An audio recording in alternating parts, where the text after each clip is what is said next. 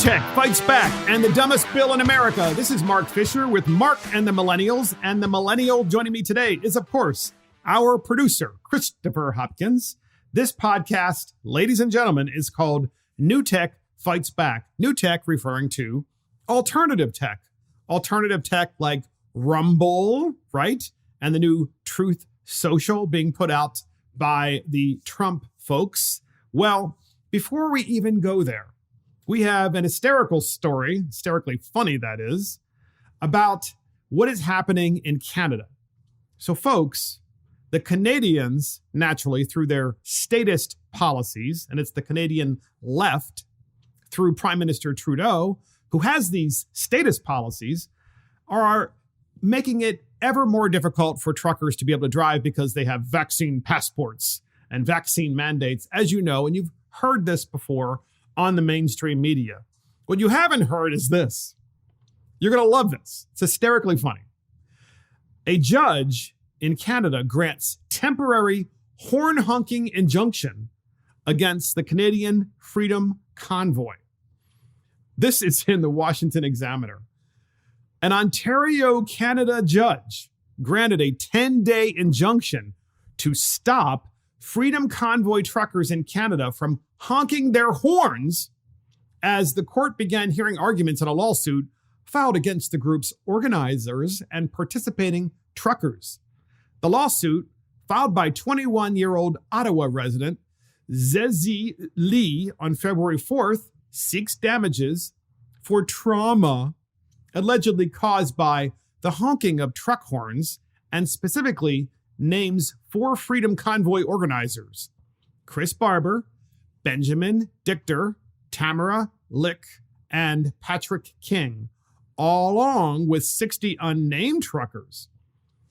Quote, with the exception of some short periods of reprieve late in the night, the sounds that we're hearing, from the plaintiffs are just nonstop, the lawsuit states. The honking of the horns is frequently accompanied by loud music and sounds of shouting and fireworks. The complaint, which is asking for $9.8 million in damages, noted that the honking occurs between 8 a.m. and 11 p.m. and causes hearing damage along with psychological distress and psychological integrity. Hours before the hearing began, the Justice Center for Constitutional Freedom, who is representing some of the demonstration's organizers, said court filings will reveal a more realistic picture after the demonstration.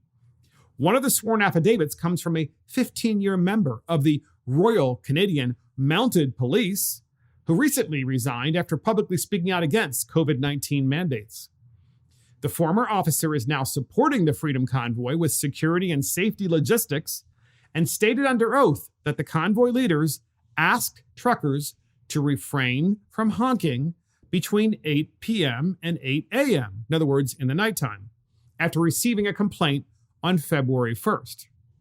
Quote, my primary concern is individuals or groups with potential to deliberately instigate conflict with Freedom Convoy movement and to discredit the Freedom Convoy, the former police officer's statement said. An Ottawan who lives downtown said in a court filing that the truckers have been friendly, courteous, humble, considerate, and peaceful. My sleep at night has not been disrupted by any unwanted sound, the witness stated in a sworn affidavit. I have observed that the truckers do not honk their horns at night. Furthermore, my everyday life has not been disrupted by any noise related to the Freedom Convoy during the day. Another Ottawa resident who lives about 2.5 miles from Parliament Hill also said in a court filing that the protest was peaceful and respectful. So here's what you know, podcast listeners. The takeaway from this is the left can only win in courts, right? Because that's why they always want far left judges appointed. So they're suing. They're suing in Canada because they don't want the truckers to have the right to protest. And the truckers are protesting. Indeed, they are blocking streets. Indeed, they are honking their horns during the day. And then you have these lefties who are going, oh my gosh, they're just making a mess of our streets. It just looks awful. It looks awful. It's terrible. It's just not right. And so here's the thing. Okay, this is how new tech is fighting back. Okay, new tech is fighting back because there was a GoFundMe campaign put forward, and GoFundMe took down the Freedom Convoy GoFundMe campaign and literally stole the money. They stole the money that people gave with the understanding that it would be given to the Freedom Convoy truckers in Canada. And the GoFundMe folks said, yeah, we're going to just take that money. We know that you gave the money to the Freedom Convoy truckers, but we're taking it away from you and we're going to give it to somebody else. So Governor DeSantis has announced in Florida, not Canada, obviously, but Florida will investigate GoFundMe after the GoFundMe company shut down the Freedom Convoy. Florida Republican Governor Ron DeSantis announced Saturday morning that he will work with the state's attorney general to investigate GoFundMe after the company shut down a fundraiser for the Canadian truckers participating in the Freedom Convoy. The fundraising effort had raised 10 million Canadian dollars, which is around 7.9 million US dollars, and Canadian $1 million had already been distributed to the organizers of the so-called Freedom Convoy before GoFundMe took the decision to stop the fundraiser. Newsweek reported GoFundMe initially announced on Friday it would refund the contributions to anyone who applied, and the remaining funds would be distributed to charities chosen by the Freedom Convoy organizers and verified by the crowdfunding site. GoFundMe later reversed course, citing donor feedback. The left-wing GoFundMe company said in a statement, and here's their statement, "To simplify the process for our users, we will be refunding all donations to the Freedom Convoy 2020 fundraiser. This refund will happen automatically. You do not need to submit a request. Donors can expect to see refunds within 7 to 10 business days. The update we issued earlier enabled all donors to get a refund and outlined a plan to distribute remaining funds to verified charities selected by the Freedom Convoy organizers. However, due to donor feedback, we are simplifying the process and automatically refunding donations." DeSantis, governor of Florida, responded to the news with a tweet, writing, "It is a fraud for GoFundMe to commandeer $9 million in donations sent to support truckers and give it to causes of their own choosing. I will work with Ashley Moody, who's the Attorney General of Florida, to investigate these deceptive practices. These donors should be given a refund," the governor added. Pretty cool stuff. And so GoFundMe's initial statement announcing that it was taking down the fundraiser stated, "GoFundMe supports peaceful protests, and we believe that was the intention of the Freedom Convoy 2022 fundraiser when it was created. We now have evidence from law enforcement that the previously peaceful demonstration has become an occupation, with police reports of violence and other unlawful activity." Yeah, the violence is coming from the left. "And false flag operations, no doubt.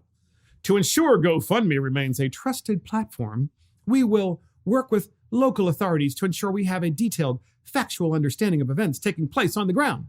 So folks, podcast listeners, here you have a big tech platform, GoFundMe, who is a big fraud. They're not interested in making it easier for you to raise money for your cause.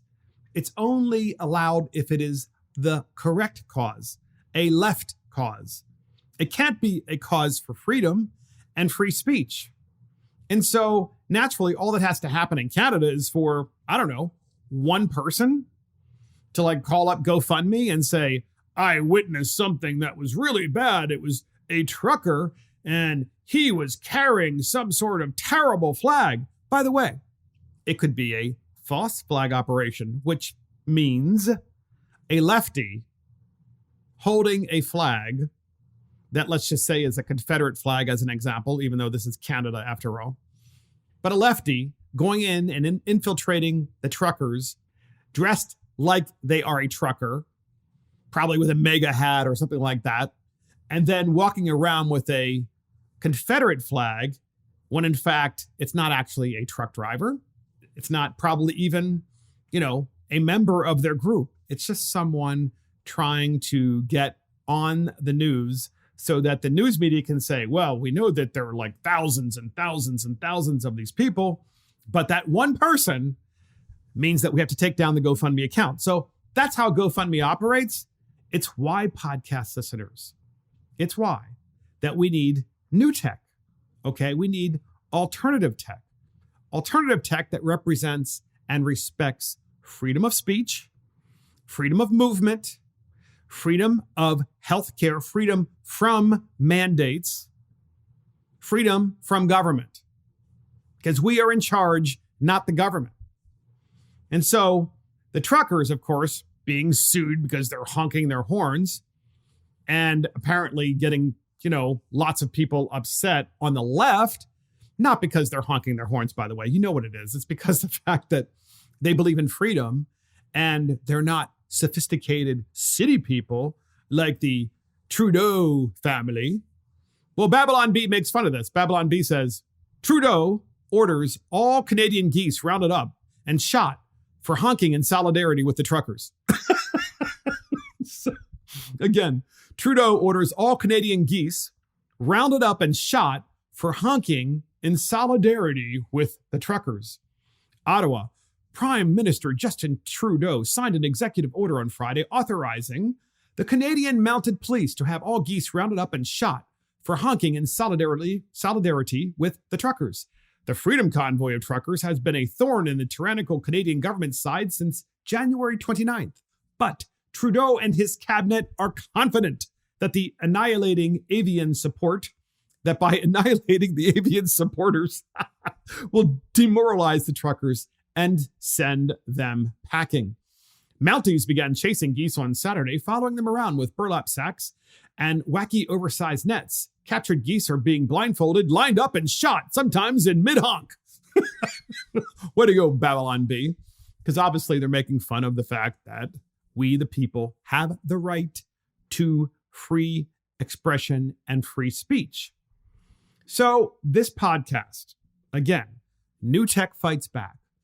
We know, podcast listeners, that we need a conservative tech alternative, because until we get that, free speech is in grave jeopardy across the world, but certainly across free societies. Case in point, Joe Rogan, as you've heard, was, pretty close to being canceled, and the left is coordinating their attack against him and taking words that he said over the course of his career, decades, and taking them out of context by putting them in a montage. And when they take them out of context, naturally, Spotify feels like, well, we got to say something. Maybe we should cancel Joe Rogan, or maybe we should just cancel some of his episodes, despite, the fact that we live in a free country and we have free speech. But Spotify's like, oh no, we're just really afraid. We just might have to, do something because the left might start canceling and removing their artists from Spotify. Well, you'll love this. In the Daily Caller, we stand with you. The Rumble CEO offers Joe Rogan $100 million for his episodes. So in the Daily Caller, they have reported, and this is in multiple news sources, Rumble, which, podcast listeners, is the alternative to YouTube. Okay. And I'm going to readily admit up front, Rumble is not as good as YouTube yet. The intent is, as Rumble raises more money in the public markets and hires more tech savvy individuals and gains in popularity, that it will improve its service. Nonetheless, it literally is the only true alternative that exists right now to YouTube and to Google and Alphabet. So Rumble CEO offers Joe Rogan $100 million for his episodes. Rumble offered him $100 million this past Monday if he were to leave Spotify, as Rogan faces heat from critics over allegedly spreading misinformation and recently surfaced comments that actually, by the way, podcast listeners, sounds exactly like GoFundMe, doesn't it? In Canada. So, GoFundMe is based here in the US, but the Canadians use the GoFundMe platform to raise money for the truckers. And GoFundMe said, well, it's misinformation. It's not allowed. Same thing here. Joe Rogan is spreading misinformation. And Rumble CEO Chris Pavlovski said the company stands with Rogan. We, quote, stand with you, your guests, and your legion of fans in desire for real conversation, the letter read. So we'd like to offer you 100 million reasons to make the world a better place. How about you bring all your shows to Rumble, both old and new, with no censorship, for $100 million over 4 years, the letter continues. This is our chance to save the world. And yes, this letter is totally legit. Rogan has come under fire from left-leaning individuals who demanded his podcast be removed from Spotify for allegedly promoting misinformation. Rogan has also had several individuals on his podcast to discuss the coronavirus and vaccine, ranging from CNN's Dr. Sanjay Gupta to more recently vaccine skeptic Dr. Robert Malone. An open letter sent to Spotify and signed by 270 medical professionals demanded the streaming service crack down on alleged misinformation. Of course, I'm sure all 270 of those medical professionals were on the payroll of Pfizer. No doubt about it. So here's the takeaway from this podcast, listeners. Because there's an alternative to YouTube, Joe Rogan has a place to go. And so do you and I. We have a place to go when we're being banned now from YouTube. We have a place to go when we're potentially going to be banned from Spotify. It's called Rumble. So if you recall, it was about a month ago or so, maybe 6 weeks, we were talking about Rumble on this podcast. And here's what we said to the podcast listeners about it. Rumble is basically a company that is being brought public by CFVI, which is a special purpose acquisition company, which is this widget, if you will, on Wall Street, which goes public, raises a lot of money, but doesn't tell anybody what it is going to acquire. It's always the worst kept secret on Wall Street. And CFVI, which is traded now, publicly traded, its intent is to fully acquire and integrate Rumble as a publicly traded company. And so when this letter, podcast listeners, from the CEO of Rumble went public, CFVI, the publicly traded company that I just mentioned, it increased by 33%, I think, at one point in the day. And I think it's even up today as well. So we told you about this like 4 weeks ago or 6 weeks ago. We said, please support CFVI, the stock on Wall Street, because it is truly our alternative to YouTube.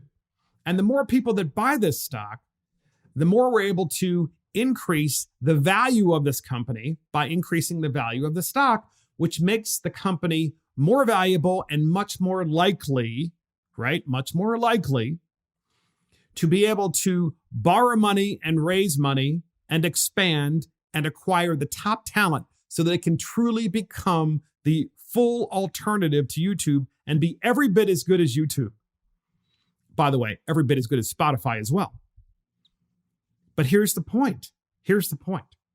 We never thought this was possible, right? It's like Joe Rogan he's that guy that's left of center, very much libertarian, very much a free thinker, but nonetheless, in his particular case, probably more left of center, but increasingly more libertarian, and maybe at this particular point in his career, maybe slightly right of center. But because that's where he's moving, the left wants to cancel him. And since the left wants to cancel him, their way of doing that, as is always the case, by the way, is to bankrupt him, which is going to be very hard to do because he's already wealthy, but they want to silence his voice. And we, the people, need to support the new tech. Rumble is new tech.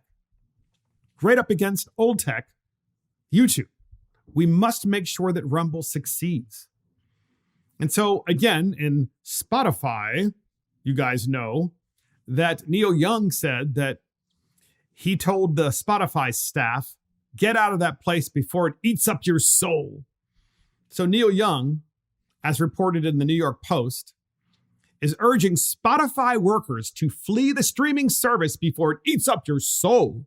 In other words, Neil Young is trying to get the Spotify workers to quit en masse.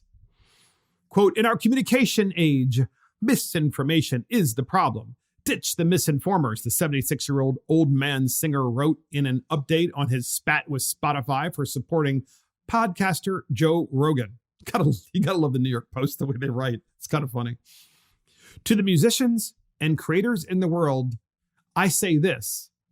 You must be able to find a better place than Spotify to be the home of your art, wrote Young on his website. His website's also known as the Neil Young Archives Times Contrarian. Yeah, so isn't that funny? Neil Young has a paper called the Neil Young Archives Times Contrarian. He's allowed to be a contrarian in his newspaper, which he publishes on his website. But Joe Rogan is not allowed to be a contrarian. It's just ridiculous. So making fun of all this, Babylon Bee again. Here are the top famous songs Spotify is removing for misinformation, according to the Babylon Bee. Here are the top famous songs Spotify is removing for misinformation. First is My Heart Will Go On by Celine Dion. Fact check. False. The heart stops pumping blood as soon as brain activity ceases. Also, you have myocarditis. Number 2, All You Need Is Love by the Beatles. The science is clear. Love is not all you need. You need food, water, oxygen, and a stable ambient temperature. Those are far more critical than love. Number 3, When a Man Loves a Woman by Michael Bolton. This song implies there are only 2 genders. Not good. The year is 2022. Come on, Michael Bolton. Number 4, Run the World by Beyonce. Not true. The vast majority of CEOs and world leaders are male. This Land Is Your Land by Woody Guthrie. Elizabeth Warren and many noble indigenous peoples like her would disagree.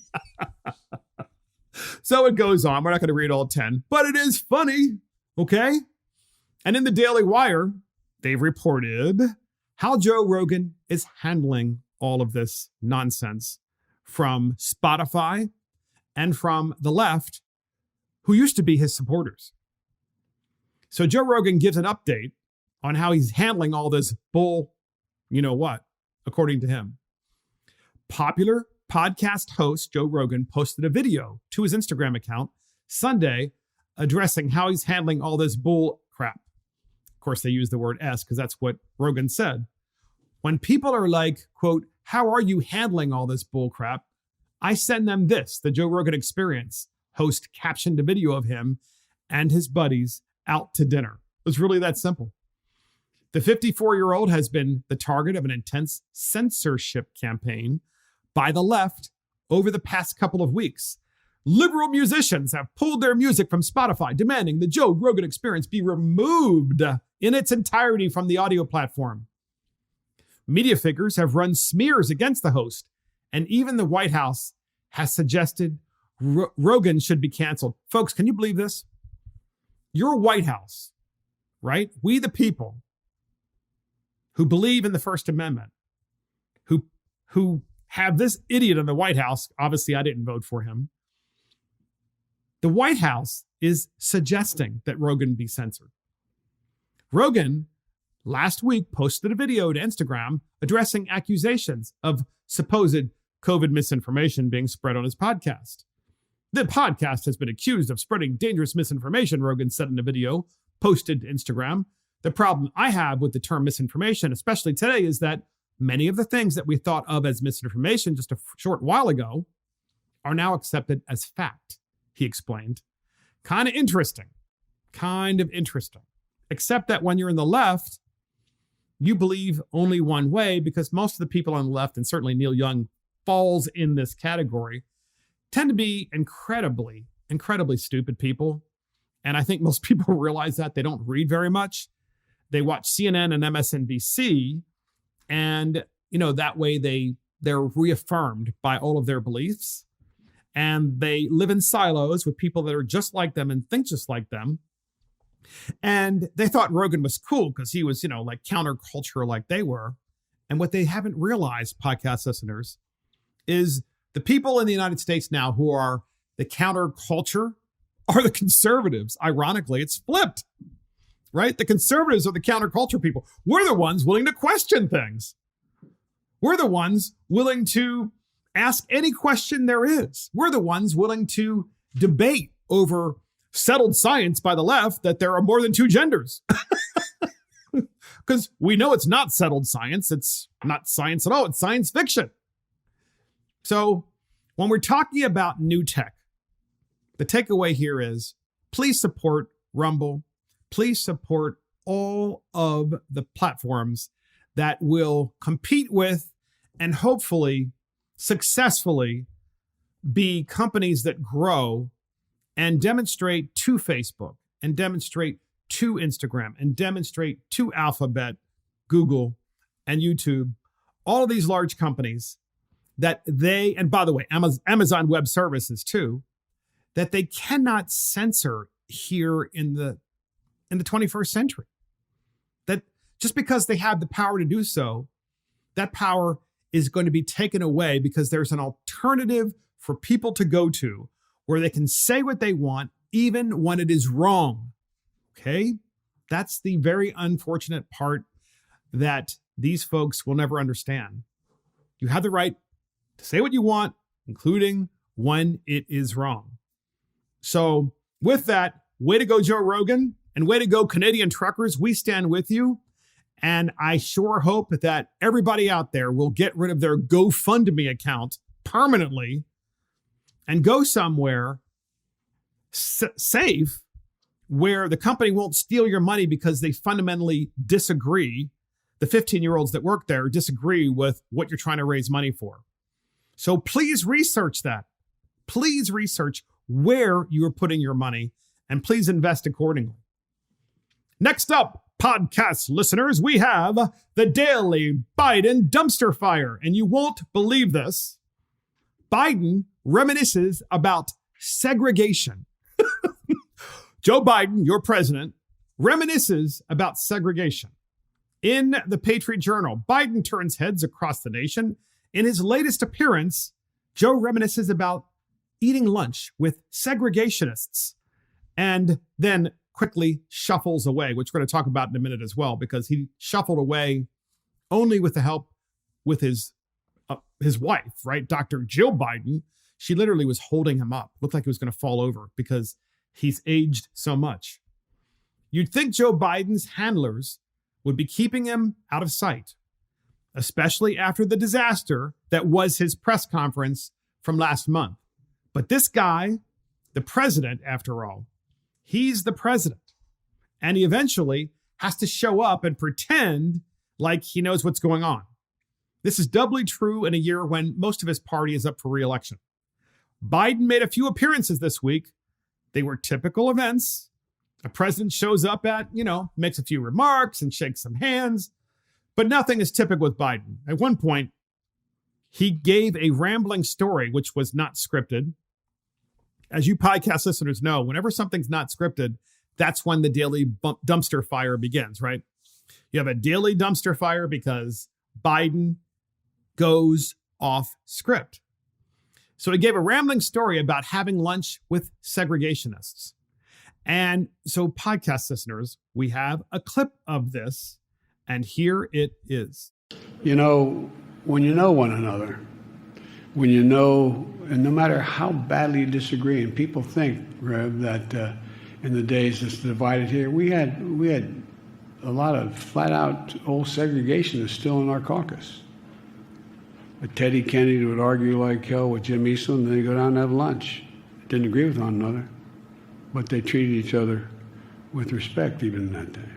So that's Biden saying that there was a time, the good old days, when in the Democrat Party, you had segregationists who were Democrats, by the way, So this is the part that most people don't realize. And obviously, there is no way the White House would ever want him to say this.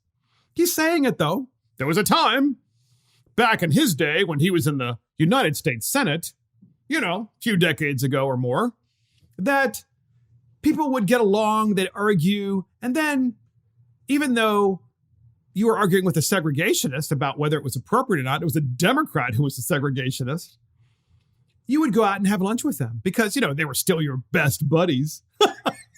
How stupid. How stupid. What a dumb example, right? Because we're not talking about, 1820. We're talking about the 20th century. And this guy's like, yeah, well, it's still okay.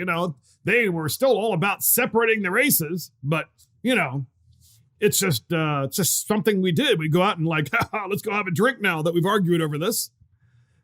Obviously, Biden, when he goes off script, he is a disaster. Podcast listeners, there's something else that's happened here too.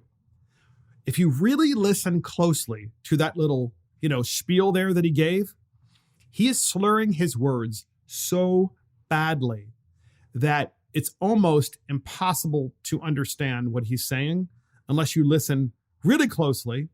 And then right after he says that about the segregation and how he's reminiscing about that, right after he says that, his wife walks up and kind of grabs his hand hey, we got to go now.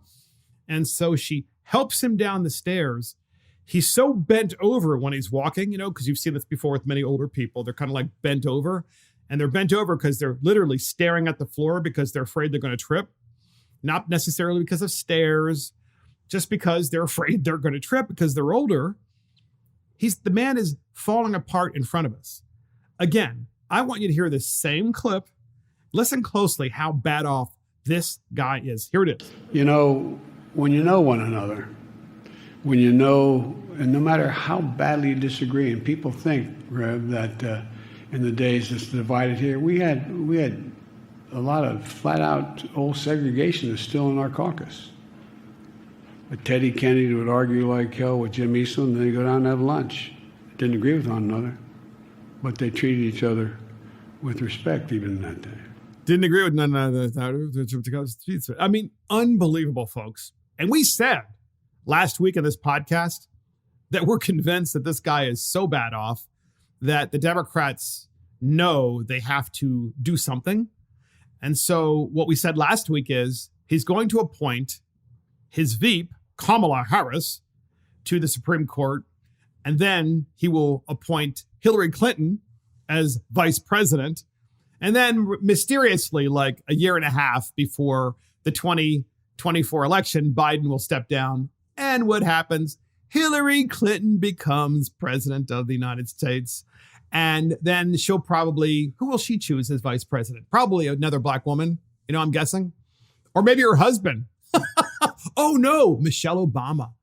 That's probably what she'll do. She'll probably choose Michelle Obama. I'm looking at Chris, our producer. It's actually, that makes sense. And so if you watch this and you realize the administration is phenomenally unpopular and the president of the United States is declining very quickly cognitively, then you realize something has to happen. It has to happen pretty soon. That's exactly what they're going to do. And he's going to continue these daily Biden dumpster fires as long as he's there because he's not disciplined enough to stay on script. He just is losing it in real time. And that is the daily Biden dumpster fire. And next up, podcast listeners, we have CNN has a statist there. Looks like, I don't know, maybe she is part of the CCP. And this statist on CNN, we've seen her before. She's talking about mask mandates. You all have heard mask mandates a million times, and I know you're tired of listening to mask mandates. This is different because I have a different take on this mask mandate thing about what they're going to do. They want to lift mask mandates now in the middle of the winter, right? Because in the middle of the winter is when obviously you have all of the colds that people get that get sick the most in the winter. But suddenly the left, who admitted this in the past, now wants to lift the mask mandates across the country, but they want to bring them back right before the election so they can have a mass mail out of ballots again. Guarantee you. So CNN medical expert in the Daily Wire says it's time to lift the mask mandates, but at the same time to preserve medical authority. CNN's medical expert, Dr. Leana Wen, said that it might be time to lift mask mandates. By the way, I'm sorry.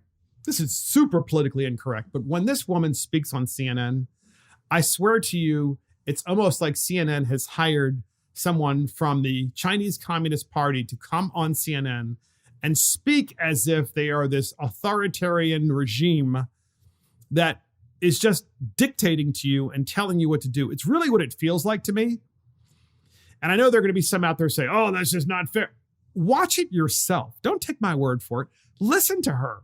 She looks and acts like she is a plant for the CCP and literally trying to take over all of your healthcare decisions because she has somehow decided or believes that the state has usurped your decision to make your own healthcare decisions. So CNN medical expert Dr. Leana Wen said that it might be time to lift mask mandates, not because they don't work or because the threat has passed, but in order to preserve public health authority from when it is needed again. When it's needed again. Focus on that last part, podcast listeners.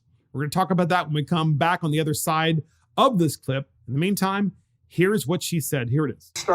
You say we can start removing at least some coronavirus restrictions. Now, tell us why. Well, I agree with Colorado, with many other local and state jurisdictions that are beginning to lift government mandates. And I think this is the key. I'm not saying that we should be stopping masking, but rather that this needs to shift from a government requirement to an individual decision. The government can't keep on telling our citizens that this is a 5-alarm fire all the time. People are just going to start tuning it out and not pay attention. They'll be desensitized. And so what needs to happen is we need to end the state of emergency and preserve the ability of public health authorities to reinstitute mandates in the future if we see more dangerous variants later. So we can't have a 5-alarm fire all the time, podcast listeners. We need to lift the mandates temporarily so that we can bring them back, like right before the election when they, in Pennsylvania, Wisconsin, Arizona, Georgia, and elsewhere, Wisconsin, they did mass mail out of ballots. We need to preserve the mandates. We need to preserve the power of the government to be able to reinstitute the mandates, like right in the fall, right before the 2022 elections, so that we can make sure that we, cheat again. So if you have a 5-alarm fire all the time, as this doctor claims on CNN, people won't take you so seriously. So once again, lift it in the middle of the winter when it makes the least amount of sense. I'm joking on that. I'm being satirical because obviously I don't think we should have had masks ever in terms of mandating. Okay. Again, make this clear to the podcast listeners. You want to wear a mask, wear a mask. You don't want to wear a mask, don't wear a mask. It should have been that from the very first day. You're too afraid to go outside because you're afraid someone else is not wearing a mask. You might not want to go outside if you're really that afraid. You've literally stopped living your life. We said this from the very beginning of this pandemic. So have so many others. And in the meantime, now CNN's CCP statist tells us what they're really up to. So here's Jen Psaki on mask mandates. Literally, the same week that the CNN CCP statist said this, we have Psaki in the White House talking about mask mandates. Listen to the complete 180 of what the Democrat Party is doing and the media is doing. And once again, we'll follow this up with why. Same reason. Here is the clip. Back on the mask mandate question in New Jersey and other states, the CDC is still recommending universal masking in schools. That's correct, and that still remains our recommendation. So are you pleased with and fine with the New Jersey governor's decision? Again, our advice to every school district is to abide by public health guidelines. It continues to be at this point that the CDC is advising that masks can delay, reduce transmission. There are also a number of other mitigation measures that we've put in place, but that continues to be CDC guidance. It's always been up to local school districts to determine how they implement. What does it say then that a governor like Phil Murphy, who's been so closely aligned with the policies of this administration, would get ahead of the medical experts and say, Never mind what they say, school districts, you decide. Well, it's always been up to school districts. That's always been our point of view and always been our policy from here. And our policy from the federal government is to continue to advise everybody to abide by public health guidelines. Do you think it signals that perhaps the public believes it's time for a change in the federal guidelines, the CDC's guidelines? Well, we certainly understand and have seen in polling that the public is tired of COVID. We understand that. So are we. And there has been some good signs recently where there has been a decrease in hospitalizations around the country. And again, we're in constant touch about what it looks like moving forward. But our responsibility as the federal government is to rely on the data and the science that is being analyzed by our public health experts, and we'll continue to rely on that for what recommendations we're So there making. you go, podcast listeners. It's always been up to the school districts, says Jen Psaki. It's always been up to them, always, since the beginning of the pandemic. But we're not going to lift the mask mandate from the CDC, but it's always been up to the local school districts. Well, who do you think the local school districts are following? Right? Most of the boards of ed and the school board members across America are plants from the left. They're going to follow the CDC, and that is their justification for requiring masks on students. So you have Jen Psaki on the one hand. It's like, well, it's really a local decision. By the way, it's not a local decision. It's your decision. It's an individual decision. So we need to straighten that out right now. But even though it's up to the school district, says Psaki, nah, CDC, going to keep those in place. And then you've got the CNN CCP statist, who you heard before. She's like, oh, well, we really should stop masking because we want to be able to bring them back, anytime. Because you can't have like a 5-alarm fire all the time for people. And, if once you have like a 2-alarm fire, then you lift the mask mandate and you're like, oh no, 5-alarm fire.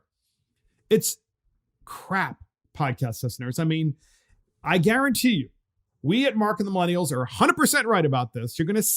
You are going to see mask mandates brought back. So next up, podcast listeners, we have the IRS says no to selfies. The IRS says no to selfies. Do you remember this story? We told you a story a couple of weeks ago about how the IRS was going to implement high tech so that when you submit your tax returns, you would have to take a photo of yourself and then include that as a submission to the IRS with your taxes. So the IRS is then going to read your retinas, scan them, scan your face, have all of this information on you, all this biometric information on them. They're going to keep it. And once the government has it, they're never going to let it go. And I know what you're saying. Oh, well, big tech already has it. Maybe, maybe they do. And we should make sure that we take it back because our biometric information belongs to us, never belongs to anyone else. It's us. It is us. It belongs to us. But the government was like, well, we're really going to crack down on who these people are. And, here's the problem. Here's the problem we talked about a couple of weeks ago. When you have an IRS that does this, they can then associate like, oh, yeah, that guy, Mark Fisher. Yeah, he has a podcast. It's a conservative podcast. We need to confirm it's the real Mark Fisher. So, because, we've got like 1 million of them that file taxes with us every year, the IRS. Let's pull up his picture to make sure this is the guy. Oh, yeah, this is the guy. So now we're going to go and audit him. That's why this is so dangerous. We're going to audit the guy because we don't like him. And we can confirm it's really him, not just by his tax returns, but mostly by his picture as well. So in the Daily Caller, the IRS has decided it won't make you take a selfie to access your taxes after a fierce backlash. And I must say, I'm very proud here in Mark and the Millennials. We brought this up very early on. It is so dangerous. The Internal Revenue Service will no longer force taxpayers to submit a scan of their face to access their taxes online. It wasn't just to access the taxes. It was to be able to submit your taxes. It was because obviously so many people have refunds. And in order to be able to submit your taxes, you had to submit this picture. So this article isn't entirely correct. So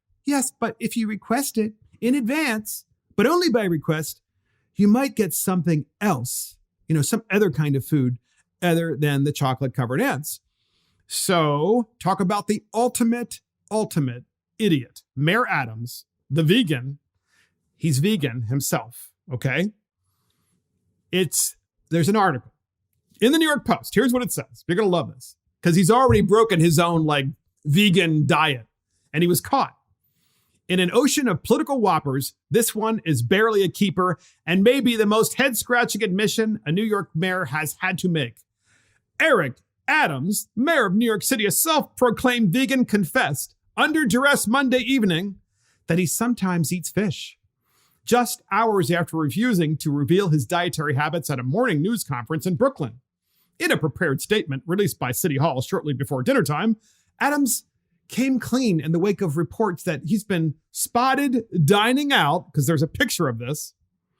He's been spotted dining out pescatarian style at various restaurants. Let me be clear, Adams said. Changing to a plant-based diet saved my life, and I aspire to be plant-based 100% all the time, except not right now while I'm eating fish. But if you're a student in New York City and it's Friday, you can't have fish. You can't have chicken. You can't have roast beef. You can't have a hamburger. You can't have a turkey sandwich. You can't have a Reuben. Oh, you can only eat what the statists tell you have to eat. And this, folks, is the left. The left is all about controlling every aspect of your life, every kind of little bill that they can pass, any kind of mandate, any kind of diktat that they can get involved in. And we, the people, have ceded our rights to government to tell us this. We've ceded our rights to government to tell us that we must eat what they tell us. And it's just ridiculous. We've allowed it to happen during the pandemic with the masks and with mandates and with vaccine passports. And now here we are. Our children are in public school being told what they can and can't eat at lunchtime. And that's the dumbest bill in America. And that's it for Mark and the Millennials. Thank you for joining Mark and the Millennials. This is Mark Fisher. Thank you to our producer, Christopher Hopkins. Check us out on iTunes, Spotify, YouTube, Facebook, Twitter, Getter, Rumble, and our website. See you next time.